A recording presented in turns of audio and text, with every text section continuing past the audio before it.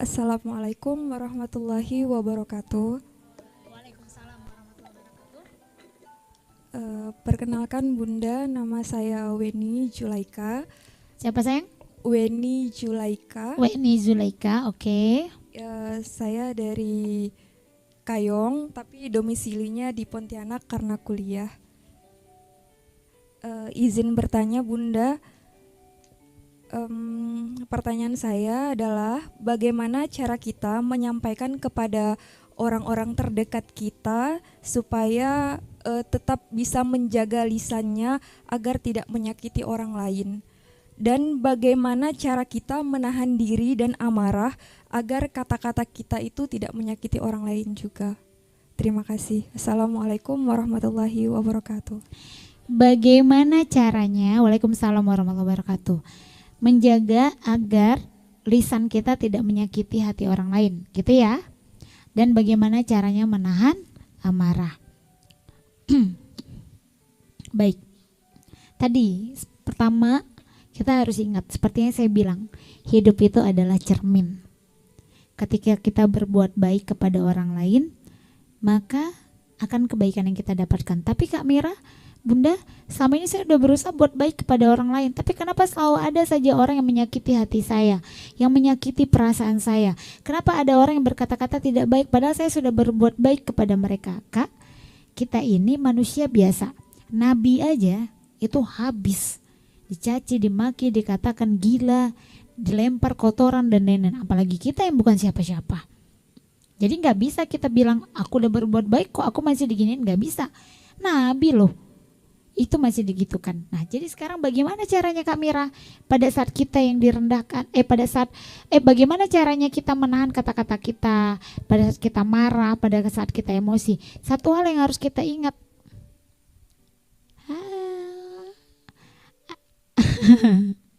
Satu hal yang harus kita ingat, pertama adalah ketika kita membalas di dalam Quran, pada saat orang berbuat jahat kepada kita, pada saat orang menzolim kita, kita boleh balas? Boleh. Kita boleh marah balik? Boleh. Tapi kata Allah, tapi ketika kamu tidak membalasnya, maka Allah akan berikan balasan yang terbaik. Ketika kita tidak membalas, maka Allah akan berikan balasan yang terbaik. Jadi bagaimana ketika kita mau menahan amarah kita kepada orang lain? Satu hal Kak, kita harus tahu bahwa pada saat kita marah, saat itulah kita sedang menyuruh Allah pergi dari hidup kita. Aduh Ustadz Berry. Pada saat kita marah, kenapa? Karena Allah beserta orang-orang yang sabar. Ketika kita menghentikan kesabaran kita dengan kemarahan, maka saat itu Allah pergi. Begitulah cerita Rasulullah SAW waktu itu sedang bersama Umar bin Khattab, ya kan? Nah, saat itu pertama Umar sedang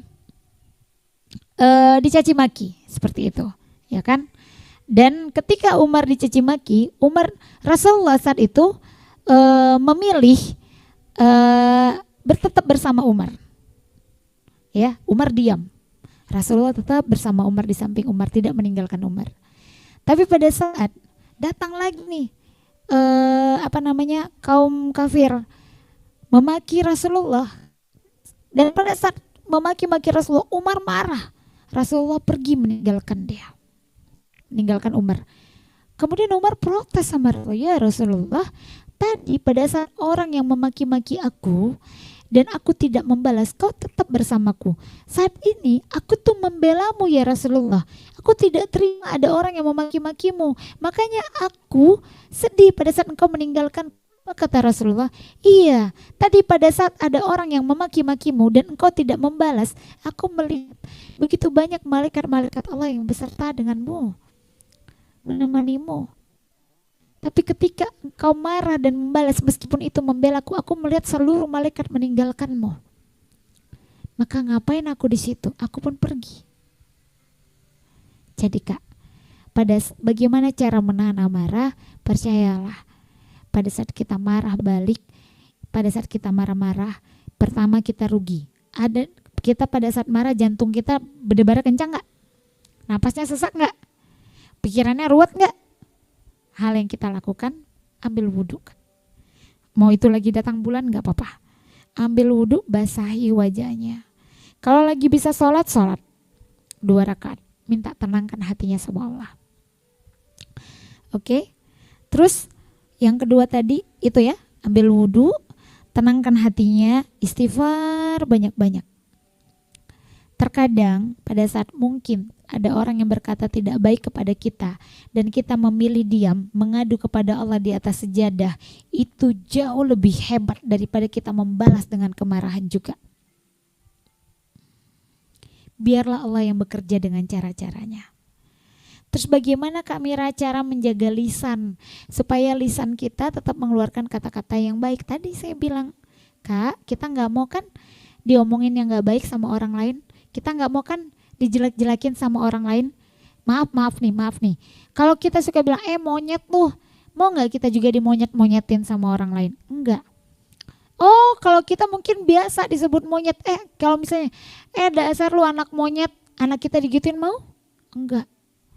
Atau mungkin ibu kita, tuh mak lu tuh, mak monyet tuh, mau digituin? Enggak. Jadi jangan keluarin kata-kata yang menyakiti hati orang lain. Jaga lisannya sebaik-baiknya. Hanya keluarkan kata-kata kebaikan. Walaupun itu anak kecil, cantik banget, anak siapa ini? Ketemu teman, cantik bener gak kok hari ini habis lebaran nih? Aku gendut ya? Nggak, bertambah lah sedikit, tapi nggak, tetap cantik. Kapan kita maraton nih? Kapan kita CFD nih? CFD, banyak kan duduk makan buburnya jalan-jalan daripada pula berkelilingnya, enggak? Itu saya. Tuh hamil kan, suruh keliling hamil. Selama saya hamil 9 bulan sekali aja saya mutar di lapangan CFD. Itu pun duduknya 2 jam, kelilingnya sekali. Jadi keluarkan kata-kata yang baik, pujian-pujian yang baik buat siapapun. Jangan gengsi Kak buat muji orang. Ya kan, jangan gengsi, rugi-rugi ya muji dia. Nanti dia bisa kepala pula. Jangan SMS. Tahu SMS? Susah melihat orang senang, senang melihat orang susah. Terkadang punya perasaan seperti itu enggak? Mampu. Dia ditolak loh. Ininya skripsinya, kau rasa. Dulu kok ini aku rasa kok kan kena tolak skripsi kok kan. Itulah makanya aku diterima rasa kok. Senang dia ngeliat temennya susah. Terus pada saat lihat lawannya nih, skripsinya bisa-bisa skripsi dia diterima, jelas-jelas dia tuh skripsinya tak ada apa-apanya. Aku nih berjuang mati, skripsi dia tuh ndak ada banyak ontek, bisa terima tak terima aku macam ini nih. Dia ndak terima lihat temannya senang. Kak, pada saat kita bahagia, melihat kebahagiaan orang lain, kita ikut bahagia, percayalah sebenarnya kita sedang mengantri kebahagiaan kita sendiri. Waktu saya pergi haji, Ustadz itu, waktu saya haji, mengatakan gini, ibu-ibu, bapak-bapak, calon jemaah haji, semuanya banyak dapat titipan doa? Banyak, benar gak? Kadang titip doa ya, titip doa. Titipan doa saya Kak, Masya Allah, tabarakallah, dikerjain sama CS Hijrah Peduli. Beratus doanya. Ya kan? Terus dia bilang, baca semua titipan doa antum-antum semua, sedang juga kan. Ada 1000 doa lebih yang harus saya baca. Ya Allah, jeber itu bibir kan. Akhirnya sampai di pengumuman dari jam 12 mulai waktu wukuf sampai jam 5:30. Jadi dibilang stop 4:30, 1 jam terakhir itu kita boleh baca doa kita sendiri. Di awal gitu. Jadi saya sama 4 jam bacain doa orang itu. Ya semoga ini diberikan keturunan, semoga ini ya Allah. Ini selama 3 jam saya bacain doa orang. Terakhir karena udah masih banyak lagi saya cuma bilang, ya Allah, siapapun yang menitip doa kepadaku ini ya Allah tolong kabulkan ya Allah. Banyak benar ya Allah, enggak cukup waktunya. Gantian saya pulangkan diri saya sendiri. Kenapa? Karena pada saat kita mendoakan orang lain, sesungguhnya kita sedang mendoakan diri kita sendiri. Pada saat kita mendoakan orang lain, malaikat menyampaikan kepada, ya Rabbi, ini ada hambamu yang begitu setiap hari dia selalu mendoakan orang lain. Tolong ya Rabb, kabulkan doanya. Malaikat akan meminta untuk Allah mengabulkan doa-doa kita. Jadi jangan pelit doain orang lain. Jangan pelit doain musuhnya. Meskipun kamu benci sekali sama dia, maafkan dan doakan.